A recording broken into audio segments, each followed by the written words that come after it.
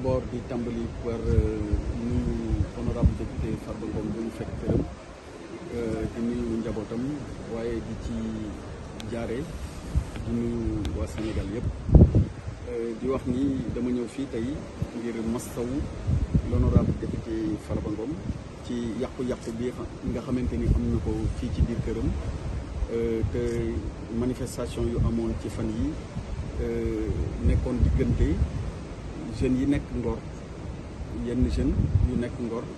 ak ay gendarme te ku ne xam na ni li leen jotale woon bu ñu ko mënee waxee noonu mooy benn terrain boo xamante ni ku ne xam na ni terrain bi état bi moo ko moom mais loolu leneen la ndaxte am na ay kilifa yu nekk ci gox bi yu nekk Ngor nekk ay kilifa diine waaye tamit nekk ay kilifa aada ñu rafetlu seen taxawaay ñu jóg wax ci jëf ju rafet gendarmerie nationale aussi def liggéey bu mucc ayib ci problème yooyu yëpp bi mu amee li tax nag ma ñëw fii ngir masawu honorable député Farba Ngom li am fii moom yoonam nekku ci ndaxte problème mu nit ak nit ñoo jote problème patrimoine boo xamante ni moom da ko laal waaye problème la boo xamante ni am nañu jàpp ni dañu soxla woon terrain bi pour lu ñu foor a def mu nekk terrain wu état am loo xamante ni tamit état bëggoon na ko cee def muy defar fa caserne pour benn escadron ak benn brigade loolu nekk problème boo xamante ni yoonu wax dëgg yàlla muy Farba Ngom wala beneen nit seen yoon nekku ci ba ay nit di ci profito ngir di sànni ay cocktail molotov ci biir këram leeral naa ko démb dinaa ci ñëwaat cocktail molotov boo ko sànnee ci kër goo xamante ni ay nit dañ fa dëkk yaa ngi def loo xamante ni c'est un acte criminel ndax bakken mën na cee faatu or amul benn nit boo xamante ni am nga droit jug di faagaagal sa moroomu nit ni yow wala ngay def lenn loo xamante ni day wàññi dara ci yaramam ndax le corps humain il est sacré mais les biens également ils sont protégés juridiquement loolu mooy li nga xamante ni moom laa bëggoon a fàttali di ko masawu di wax nit ñi ni problème bu amee du ci kenn profito pour régler ay comptes yoo xamante ni ça n'a rien à voir avec ce problème là un problème qui concerne un terrain mais qu'est-ce que ça a à voir avec nit boo xamante ni bi ngay dëkk ci kër gi nekkoo ci nguur damay masawu képp koo xam ni yàqule nga ci ay manifestation ndaxte manifestation bu amee am na ñoo xamante ni dañ ciy loru te seen yoon nekku ci moo xam ki war a dem ubbi marché ñu yàqal ko moo xam ki war a jàngi ñu yàqal ko moo xam tamit ki nga xamante ni am na bien wu boppam toog fa mu nekk duggul ci manifester génnul ci manifester yoonam nekkul ci manifester mu yàqule ci xañ na olof am na nu mu koy léeboo di wax ni ay du yam ci bopp borom waaye ku nekk war ngaa fexe ba boo jugee di wax wala ngay wane lu la metti nga bañ a tooñ ndaxte tooñ yàlla diglewu ko te lépp loo xamante ni nit def na ko mën na dem ba wëlbatiku ci kaw boppam su fekkente ni topp nañ ko ci yoon et d'ailleurs c'est pour cette raison que lépp lu ci aju ci topp ak ci saytu ak ci jaarale ci yoon aussi état bi ala kulli haal dafay jël ay responsabilités am topp ko parce que réew noonu lay doxee réeroo mën na am diggante population ak yenn autorité même ci biir population yi ñoom seen biir mën nañ am réeroo mais lu ci nekk bala nga ciy sóobu war nga xam lan moo nekk ci ginnaaw am na ñoo xam ne tey fi mu ne nit day romb kenn sànni xeer rek ni nañ leen dem sànni xeer ñoom ñu topp sànni xeer sans réfléchir àdduna warul doxee loolu wala ñu ne kaa leen dem attaqué kër diw ñoom ñu topp ci dem attaqué kër diw te xamuñu lan moo tax ñuy attaqué kër diw nit bala ngay attaqué këram wala nga koy tooñ wala ngay sànni xeer di ko jëmale di nga xam yow lan mooy sax problème bi mais am na ñoo xamante ni xañ na noonu la leen yàlla bindee mais ñu leen di fàttali tamit ni nit looy jug di ci dugg lu nekk war nga xam lan mooy sabab bi ba bu la ci dara fekkee muy lu baax wala lu bon nga xam ni kat lii taxoon nga jóg lii moo ko waraloon loolu mooy li nga xamante ni moom laa bëggoon a partager encore une fois di masawu honorable député parce que heureusement d'ailleurs bi muy am nekku fi dafa fekk mu demoon Makka umra ji gendarme yi aussi am une réaction rapide bi xale yi jaaree ci plage bi ñëw sànni fi ay cocktail molotov ba mun a sécuriser zone bi yëpp mais sama kaddu ci li may tëjee loolu lay doon mooy ñoo bokk Sénégal dafa am ay loi ak ay règlement yu fii nekk ñu koy doxal loi ak règlement yooyu ñuy doxal nag ala kulli haal ci lañ nar a jaar wéy ci te ku nekk li nga xam ne mooy sa ak ñu protéger ko lii sa yelleef tamit ñu jox la ko loolu mooy li nga xamante ni bëggoon naa ko wax salaamaaleykum wa rahmatullah. Je suis venu ici aujourd'hui apporter le soutien de l'État à l'honorable député Farba Ngom qui a été victime d'agissements lui ayant occasionné des dommages au niveau de son domicile. Je le disais tantôt, heureusement qu'il n'était pas sur place, il était à la Mecque. Et c'est suite à des incidents intervenus entre des jeunes de Ngor qui avaient, semble-t-il, été visés sur un terrain. Il se trouve que ce terrain est immatriculé au nom de l'État et il y avait un projet qui est toujours en cours d'ailleurs, qui érigeait une brigade de gendarmerie et un escadron. Je dois dire que, et je le salue d'ailleurs, il y a eu des autorités religieuses et coutumières de la zone entre Ngor, Ouakam et Yoff qui se sont levés pour jouer aux bons offices afin d'expliquer aux uns et aux autres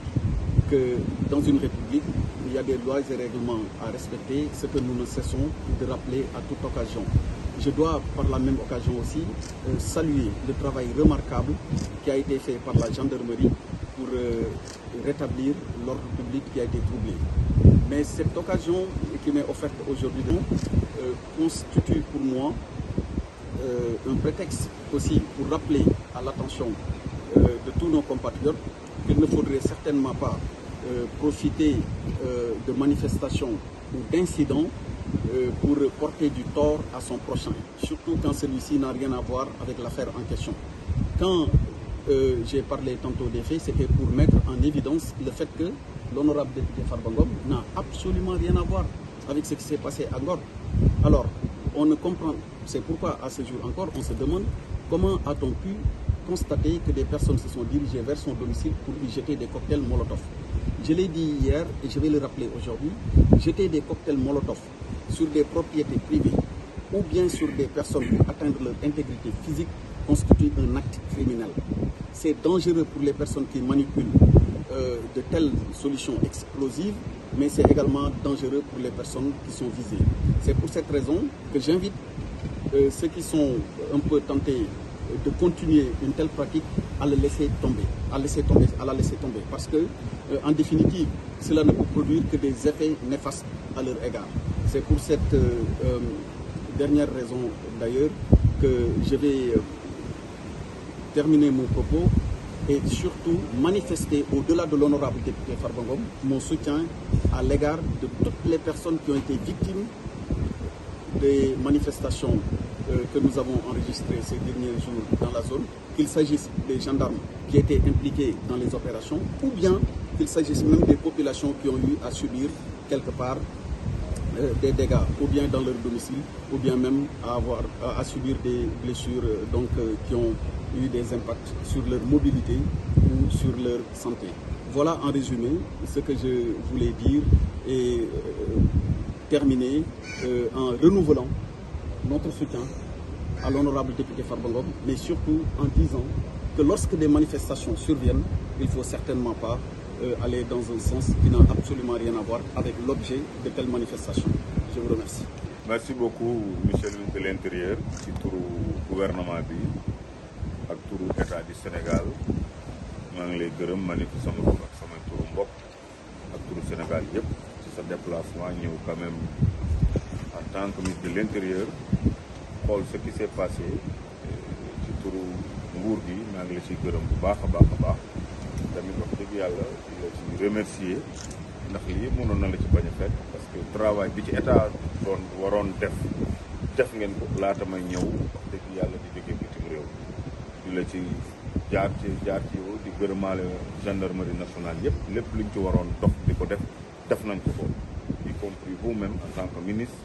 de l'ensemble du gouvernement di gërëmaale aussi président de la République parce que ginnaaw yàlla bu état bi bu ñuy wax turu état di wax turu ministre di wax turu diw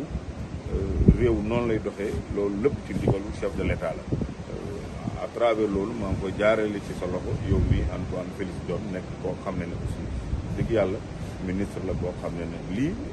dafay firndeel ne rek nan nga jegee population bi ak solidarité bi nga am ci sénégalais yëpp. bon li ci des nag wax nga ko man sama yoon nekku ci lii xewoon fii ci Ngor waaw mais li am na ba pare xam naa ne bu doon nit ñi dañ ko tenté wala les gens qui peuvent me déstabiliser ils se sont trompés loolu sax man pouvoir dama déstabiliser dans mon combat politique bi nga xam ne nekk naa ko nii ci kaam ànd ak Macky Sall di ko gunge loolu ku ko xalaat ku nekk rek bu dee ci fee yi ngay jaarale excès boobu yoon bi nga jaar c'est pas la bonne voie parce que lu mel ni daf ma gën a yokk courage xalaat ne xëy na am na ñoo xam ne tey ñu ngi taxaw di reyante di jóg di wàcc di xeex nguur gi xëy na bu leen yàlla mayoon 1% sax ci li ñuy yootu neneen la ñuy doxale réew mi kon nag loolu mbir la moo xam ne man mon engagement hier mon engagement d'aujourd'hui ce sera mon engagement pour demain en tout cas monsieur le ministre et puis ñi ñëw fii sama kër gi wax dëgg yàlla sànni tooñ nañ ma mais xeex nañu ko ragalul xeex lool xeex nañ ko ragalul xeex su ma ragal xeex dans ma vie ragal naa tooñ ma ragaluma xeex mais def naa ko ci loxo yàlla te yàlla mi dogal bi muy am fekkuma ci biir réew mi yàlla mi dogal dama ko ci yàlla suñu borom maa ngi koy sant di ko gërëm lool parce que lii mënoon naa xew sama kanam mu jur yeneen mbir yoo xam ne dinañ dépassé mu nekkaat loo xam ne aussi beneen mbir la boo xam ne Sénégal da koy dund kon damay gërëm samay waajur di sant yàlla